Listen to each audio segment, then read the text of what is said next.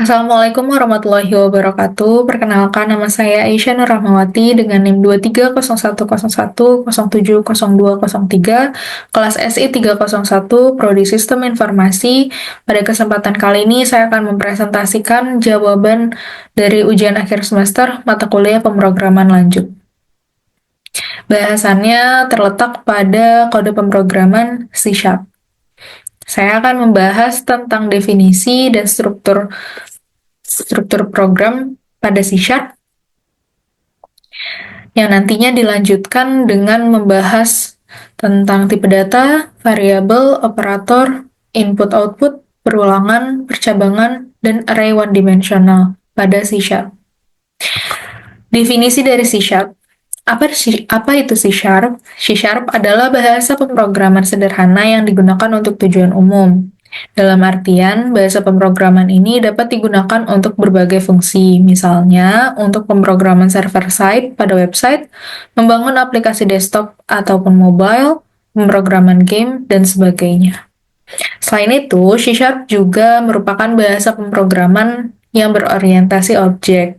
Jadi C# juga mengusung konsep objek seperti inheritance, class, polymorphism, dan encapsulation. Dalam prakteknya, C# ini sangat bergantung dengan framework yang disebut .NET. Framework inilah yang nantinya akan digunakan untuk mengcompile dan menjalankan kode C#. C# dikembangkan oleh Microsoft dengan merekrut Anders Helsberg.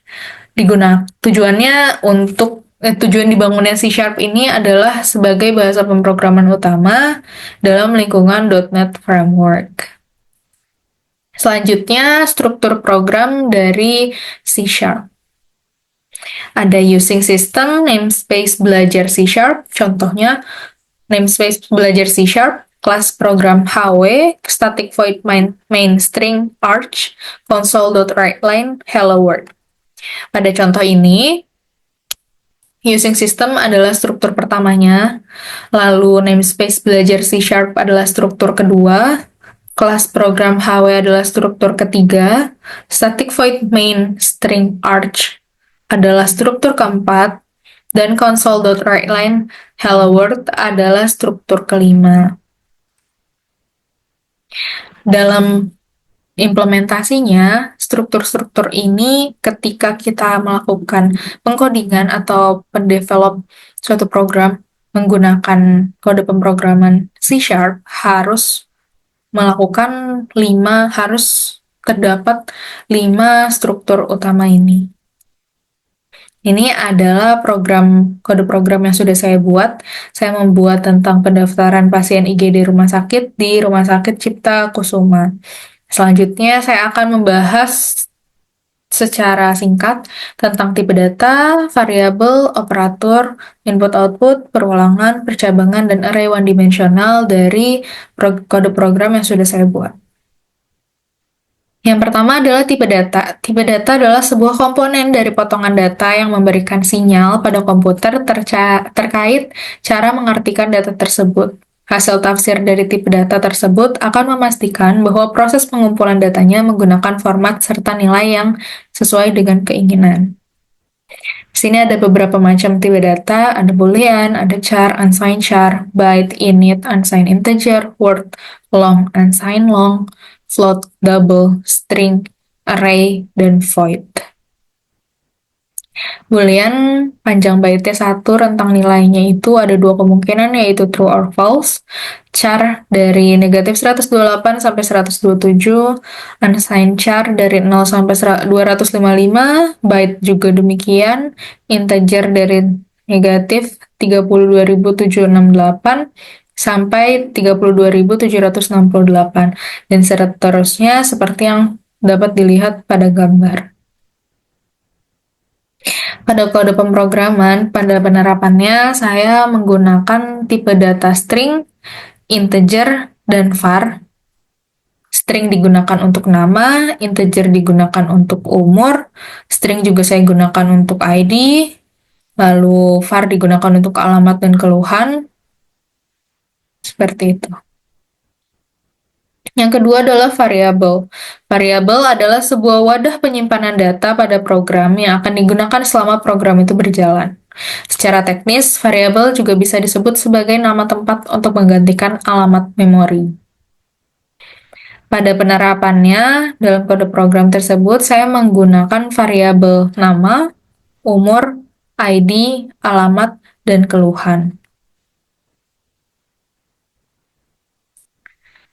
Ketiga, ada operator. Operator adalah suatu simbol yang memberikan sebuah compiler atau interpreter untuk bisa melakukan operasi tertentu, seperti operasi matematika, rasional atau logis, agar bisa menghasilkan hasil akhir seperti yang diinginkan. Operator juga bisa dibilang sebagai dasar dari sebuah bahasa pemrograman jenis apapun.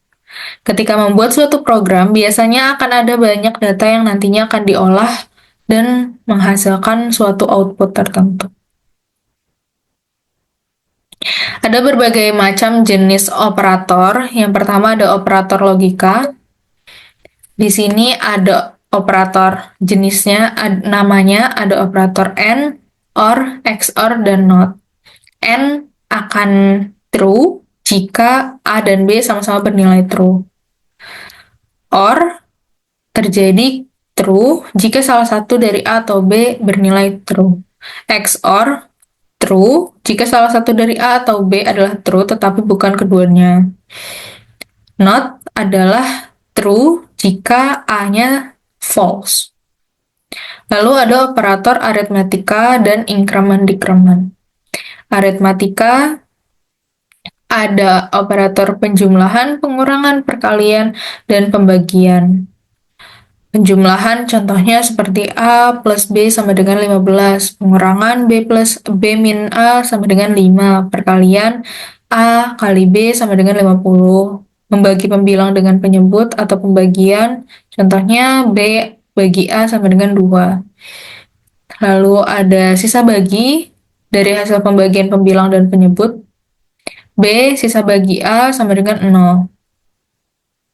Peningkatan atau increment yang digunakan untuk meningkatkan nilai integer sebanyak satu angka. Misalkan A++ sama dengan 6. Penurunan atau decrement untuk mengurangi nilai integer sebanyak satu angka. A min sama dengan 4. Selanjutnya ada operator penugas dan pembanding.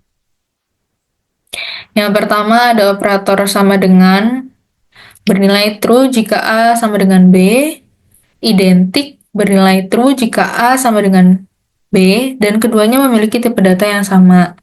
Tidak sama dengan bernilai true jika A tidak sama dengan B. Tidak identik bernilai true jika A tidak sama dengan B dan keduanya tidak memiliki tipe data yang sama. Di sini juga operator pembandingnya lebih kecil, lebih besar, lebih kecil atau sama dengan, dan lebih besar atau sama dengan. Pada penerapan pemrogramannya, saya menggunakan operator aritmatika plus untuk menggabungkan kata IGD dengan variabel nama. Lalu ada input-output. Input-output merupakan aktivitas pengguna dengan program pada komputer yang memungkinkan untuk memberikan data ke dalam program, dan program itu juga dapat mengeluarkan data untuk pengguna. Data tersebut dapat berupa teks, file, gambar, hard copy, dan lain-lain. Pada penerapannya di sini ada input dan output secara terpisah tentunya. Inputnya saya gunakan untuk memasukkan nama, memasukkan alamat, memasukkan umur, dan memasukkan keluhan. Lalu juga untuk memasukkan ID nantinya. Outputnya adalah siapa namanya, alamatnya di mana, umurnya berapa tahun, keluhannya apa, dan pasien ini nantinya termasuk ke dalam kategori apa. Perulangan. Selanjutnya ada perulangan. Perulangan atau looping adalah sebuah logika pemrograman berupa fungsi yang dapat memerintah program mengerjakan pekerjaan yang sama berulang-ulang kali sesuai dengan batas yang telah ditentukan. Di sini ada string teks terima kasih, karakternya terima kasih, menggunakan tipe data string for integer i sama dengan 0, i kurang dari 12, i++, console.writeLine, text i. Pada contoh tersebut, pada contoh penerapan tersebut, terlihat di bagian for-nya, saya mendefinisikan integer i sama dengan 0, i kurang dari 12, dan i++. Yang nantinya akan mendeklarasikan bahwa looping akan diatur dimulai dari 0 sampai berhenti pada karakter ke-11. Selanjutnya nantinya, looping ini akan menghasilkan tampilan berupa urutan karakter dari 0 sampai 11, yaitu terima kasih.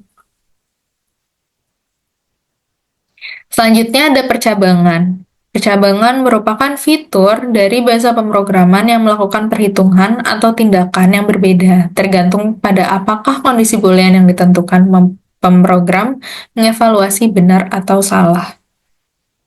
Pada penerapannya, saya menggunakan untuk menentukan kategori umur, if, else if, dan else. Penjelasannya, apabila if pertama tidak bernilai true, maka akan dilanjutkan ke else if. Apabila pada else if juga tidak bernilai true, maka sisanya akan didefine sebagai else. Pada contoh di sini, pada contoh penerapan di sini, ketika umurnya kurang dari 20, akan termasuk dalam kategori remaja. Tapi ketika umurnya kurang dari 40 akan termasuk ke kategori dewasa, dan apabila tidak termasuk ke dalam keduanya, akan dimasukkan ke dalam kategori lansia.